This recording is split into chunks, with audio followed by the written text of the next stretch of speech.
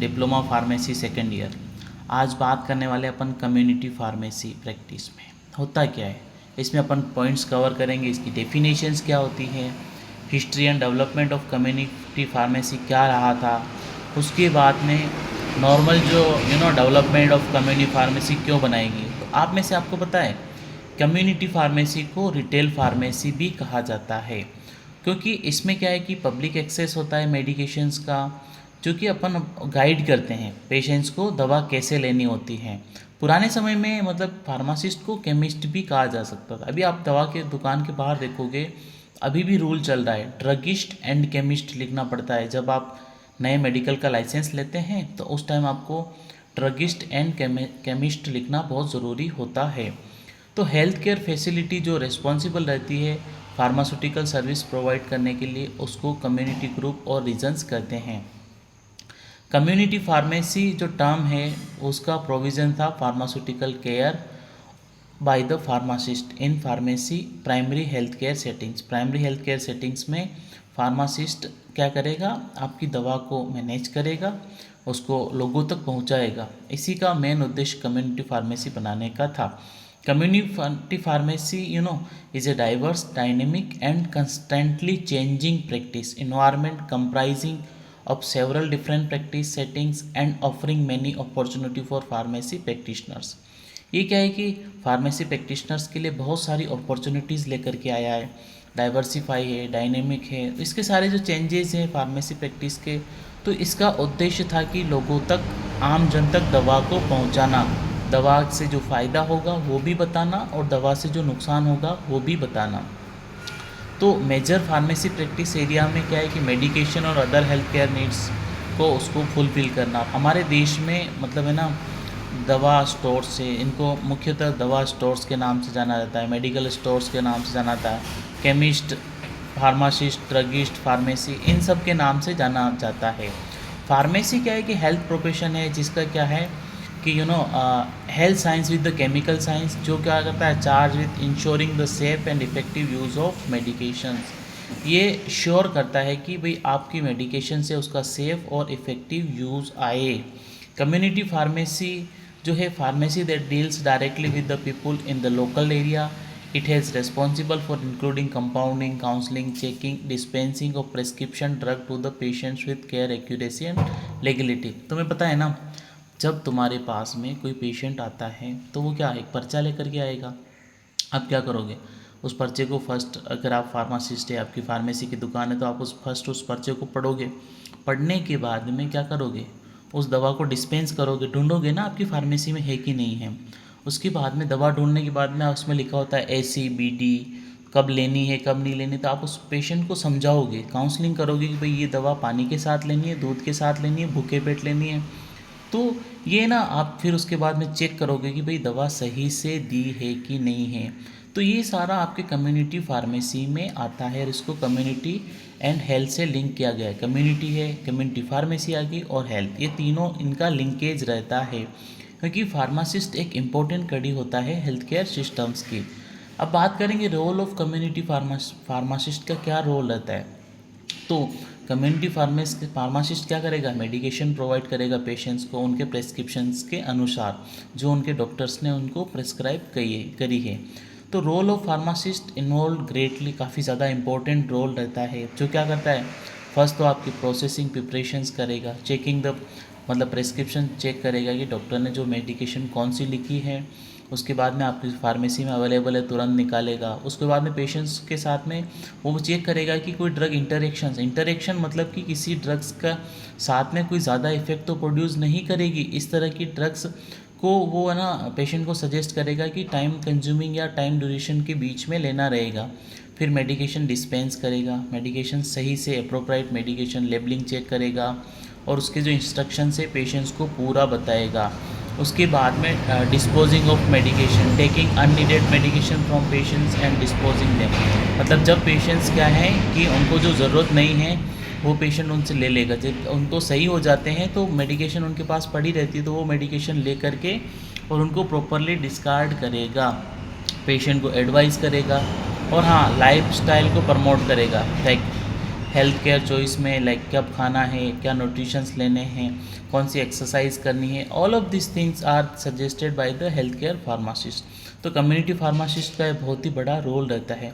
अब community pharmacist कब develop हुई थी, क्या इतिहास है, तो इंटरनेशनल सिनेरियो में हिप्पोक्रेट्स को फादर ऑफ मेडिसिन कहा जाता है। हिप्पोक्रेट्स एक ग्रीस पर्सन था जो कि medicine and pharmacy ancient Greece था। ट्रीटमेंट इंक्लूड जिसमें आपका herbal medicine, mineral bath, exercise, fresh sea air, sunshine है। गेलन मारा जाए, गेलन ने गेलेनिकल कंटेनिंग डॉक्यूमेंट प्रिपरेशंस दी थी। गेलेनिकल प्रोडक्ट्स आपने सुना होगा फार्माकोग्नोसी में फर्स्ट ईयर में, वो प्रोडक्ट्स इन्होंने गेलन महाराज ने दिए थे। फिर उसके बाद में चाइना में जैसे कि एफिड्रा हो गया, आपका कशिया हो गया, उसके बाद में रूबार्प हो गया, कैम्फर हो गया, तो ये सारे है ना, जिनसेन हो गया, तो ये सारे आपके ना चरक संहिता में इन सारी ड्रग्स के बारे में ऑलरेडी लिखा गया है कि कौन सी ड्रग्स कब लेनी रहती है, क्या एप्लीकेशन से, all of this things are already writed in our Charaka Samhita. So we are well known और well care all of this things. अगला जो है आपका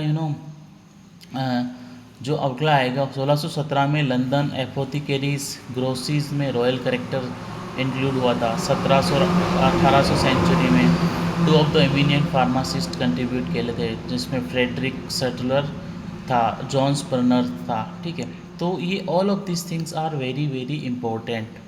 तो यूनाइटेड स्टेट फार्माकोपिया जो 1820 में पब्लिश हुआ था सबसे पहले।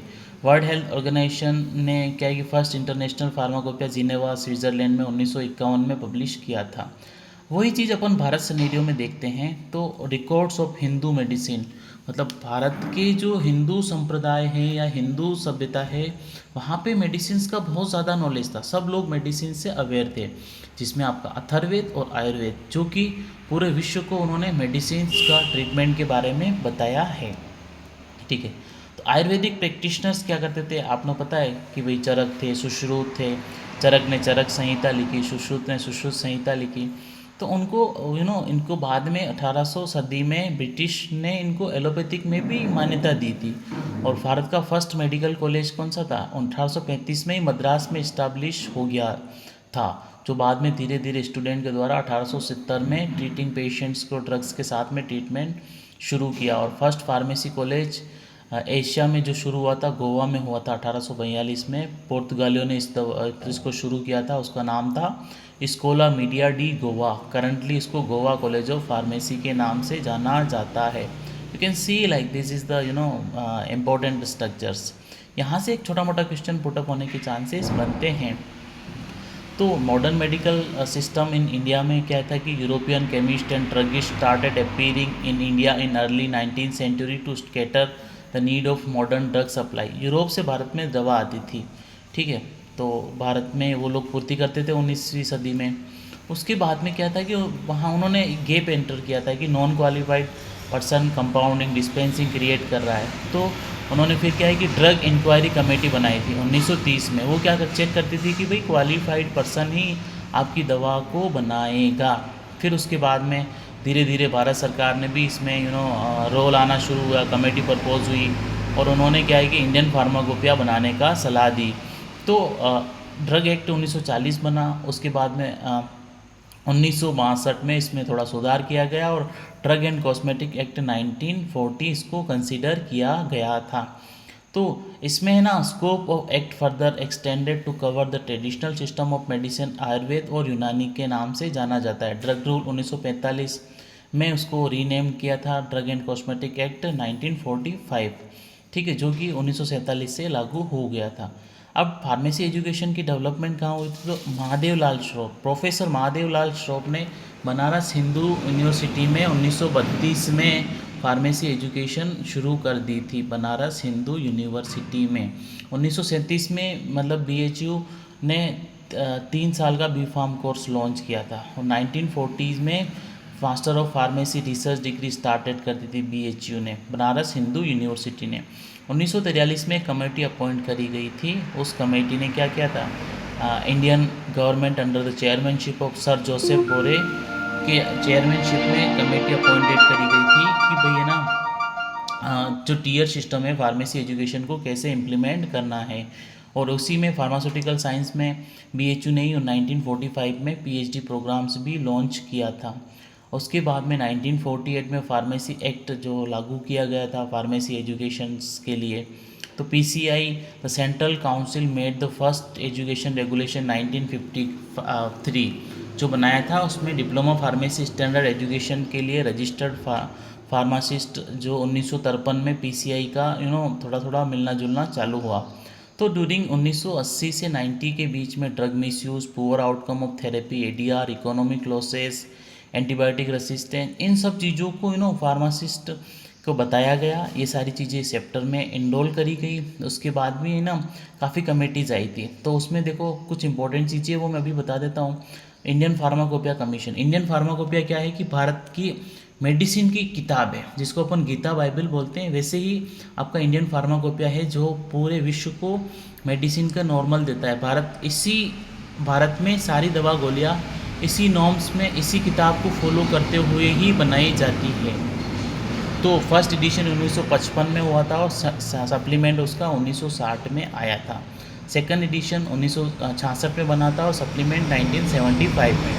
थर्ड एडिशन 1985 में आया था और उसका एडिनम 1989 में। और इंडियन फार्माकोपिया फोर्थ एडिशन 1996 में आया था और एडिनम 2000 में आया था। ठीक है, उसके बाद में इंडियन फार्माकोपिया का फिफ्थ एडिशन 2007 में आया था, सिक्स एडिशन 2010 में आया था।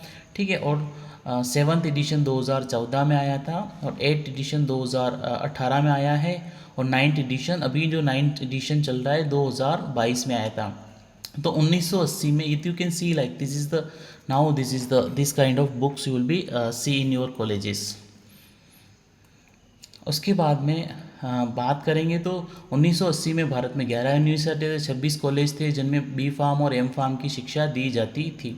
1996 में क्या है कि M.Pharm प्रोग्राम को फार्मेसी प्रैक्टिस को इंट्रोड्यूस किया गया JSS college of Mysore UT ने 1997 में। उसके बाद में नाइपर की स्थापना हुई 1998 में, जो कि बेस्ट इंस्टीट्यूट माने जाते हैं फार्मेसी एजुकेशन के लिए।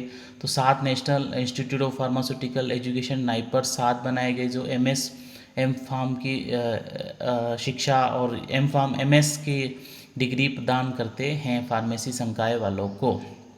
ठीक है, तो ML श्राप को जाता है, इसीलिए national pharmacy education day celebrated on March 6 in honor of the birth anniversary of Mahadev Lal Shroff pharmacy education in India. So guys, ये आपका कम्युनिटी फार्मेसी का चैप्टर फर्स्ट हुआ। यहाँ से क्वेश्चन पुट अप चांसेस बनते हैं, तो आपको ये सारी चीज़ें पता होनी चाहिए। और कुछ भी डाउट आता है तो आप डेफिनेटली कमेंट बॉक्स में आप मुझे पूछ सकते हैं। ठीक है, तो आप तब तक वीडियो को लाइक शेयर सब्सक्राइब कर लेना। और डाउट है क्योंकि हम लोग ये आपका कंप्लीट हो जाएगा डिप्लोमा सेकेंड ईयर, उसके बाद में हम लोग लाइव क्लासेस शुरू करेंगे जहाँ पे आपको एग्ज़ाम में कैसे लिखना होता है, क्या करना रहेगा, all of this things we are clear there.